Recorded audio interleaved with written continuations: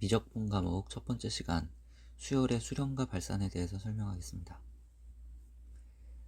먼저 함수의 극한을 배웠는데 수학 2 과목에서 배웠습니다.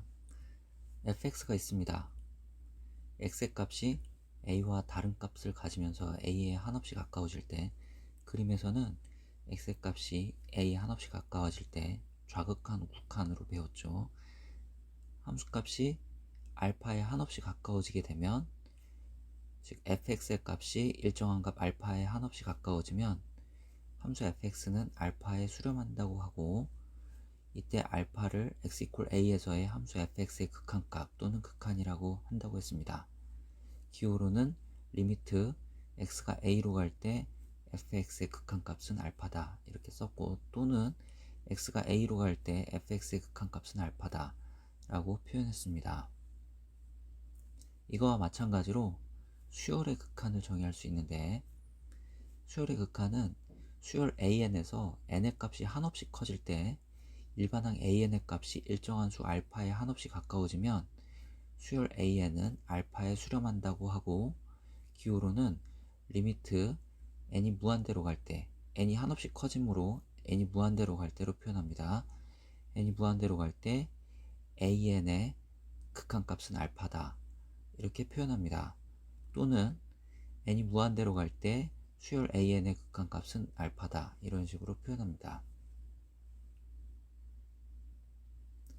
예를 들어 이런 수열이 있습니다.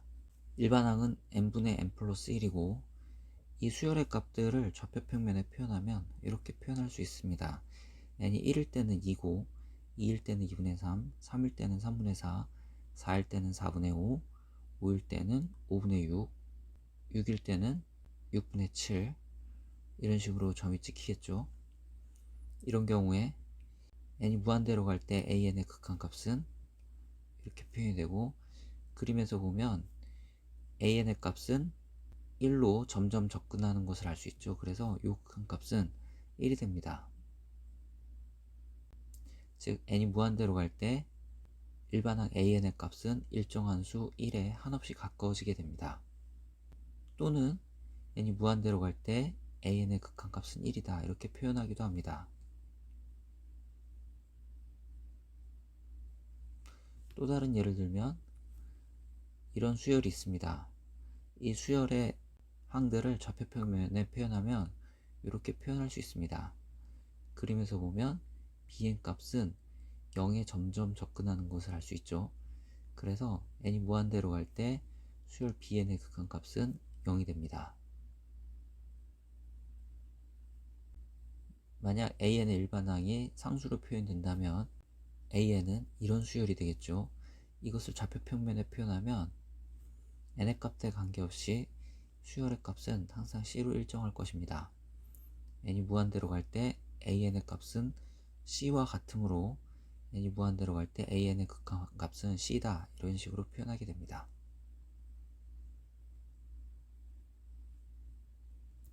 또 다른 예를 들어보겠습니다. 이런 수열이 있습니다. 일반항은 n 플러스 2분의 n입니다. 이 수열을 그래프로 나타내면 이렇게 표현할 수 있습니다.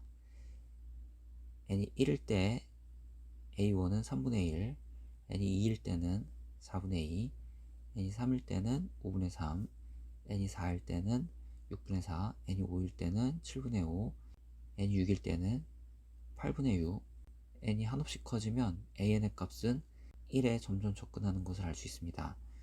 n이 무한대로 갈 때 수열 an의 극한값은 1이 됩니다. 기호로는 다음과 같이 표현합니다. 지금까지는 n이 무한대로 갈 때 수열의 극한값을 그래프를 그려서 구했는데, 이렇게 구하면 시간도 많이 걸리고 어렵겠죠. 그래서 조금 쉬운 방법을 알아보려고 합니다. 함수의 극한에서 그 힌트를 얻을 수 있는데, 함수의 극한에서 이런 거를 배웠습니다. x가 무한대 또는 x가 마이너스 무한대로 갈 때 함수의 극한값 구하기. fx = x분의 1이라는 함수가 있습니다. 이런 그래프가 그려집니다. x가 무한대로 갈 때, 즉 x가 무한대로 갈 때 함수값은 0으로 수렴하죠. 이것을 기호로 x가 무한대로 갈 때 x분의 1의 극한값은 0이다 이런 식으로 썼습니다. x가 마이너스 무한대로 갈 때, x가 마이너스 무한대로 갈 때 함수의 극한값은 0으로 수렴하죠. 이것도 기호로 x가 마이너스 무한대로 갈 때 x분의 1의 극한값은 0이다. 이렇게 계산했습니다. 이 사실과 이런 극한값을 구할 때 리미트를 분배해서 이렇게 쓰고 x자리에 2를 대입해서 계산했죠. 2번도 특별한 일이 없으면 리미트를 분배해서 이렇게 쓰고 x자리에 마이너스 2를 대입해서 그냥 계산했습니다. 즉 특별한 상황이 아니면 x의 값을 대입해 극한값을 구하게 됩니다. 이것을 왼쪽에 적용하면 x가 무한대로 갈 때 x분의 1의 극한값은 x에 무한대를 대입해서 무한대분의 1이 0이다 라고 생각할 수 있겠죠. 그래서 이런 식의 극한값은 무한대분의 1이 돼서 0이라고 생각할 수 있습니다. 이런 생각을 조금 더 확장시켜서 무한대분의 유한한 값은 항상 0이다 를 기억하고 극한값 계산할 때 사용하면 되겠습니다. 무한대분의 유한한 값은 항상 0입니다. 예를 들어 이런 수열이 있습니다. 일반항은 2 플러스 n분의 1이고 이 2 플러스 n분의 1에 n이 무한대로 갈 때의 극한값을 구하려고 합니다. 즉 요것을 계산해야 되는데 특별한 일이 없으면 n의 값을 대입하면 되죠. 그래서 이렇게 쓰면 되고 무한대분의 유한한 값은 0이 됩니다. 그래서 이 값은 2가 됩니다. 하나 더 해보겠습니다. 이런 수열이 있습니다. 즉 요 극한값을 구하려고 합니다. 특별한 일이 없으면 n의 무한대를 대입하면 되고 마이너스 1의 무한대승은 그 무한대가 짝수이면 플러스 1이 될 거고 홀수이면 마이너스 1이 되겠죠. 그래서 마이너스 1의 무한대 제곱은 플러스 1 또는 마이너스 1이 됩니다. 즉 이 부분은 무한대분의 유한한 값이 돼서 0이 됩니다. 그래서 결과는 1이 됩니다.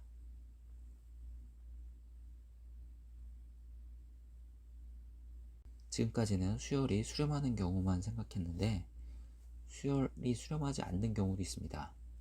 예를 들어 이런 경우인데 수열의 값들을 좌표평면에 찍어보면 이렇게 찍을 수 있습니다. n이 1일 때 2, 2일 때 4, 3일 때 6, 4일 때 8. n이 커지면 an의 값도 커지겠죠.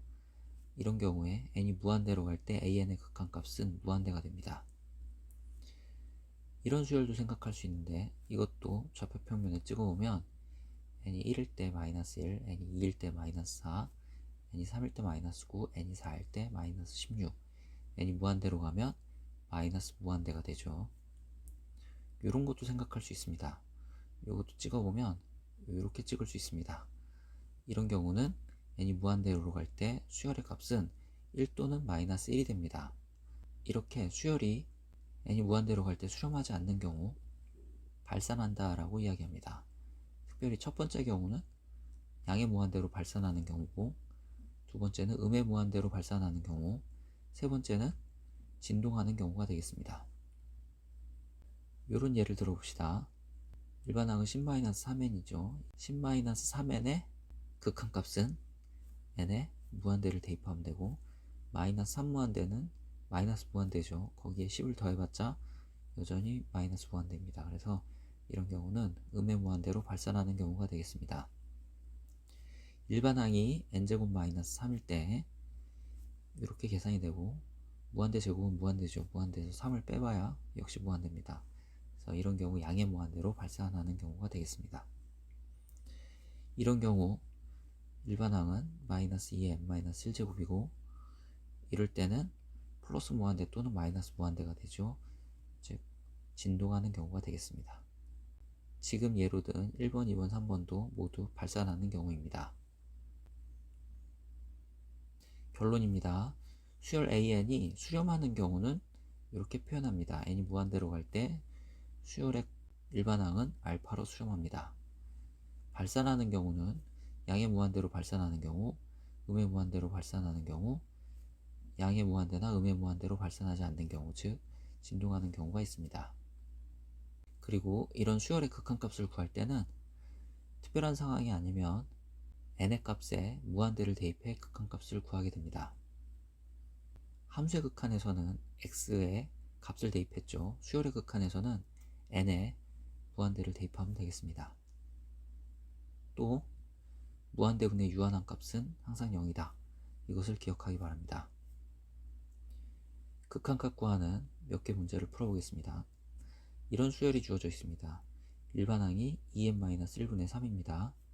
이것의 극한값은 n의 무한대를 대입하면 되죠. 그러면 무한대분의 유한한 값이고 결과는 0입니다. 이런 수열은 이렇게 쓰면 되겠죠. n이 무한대로 갈 때 2-3의 n제곱의 극한값입니다.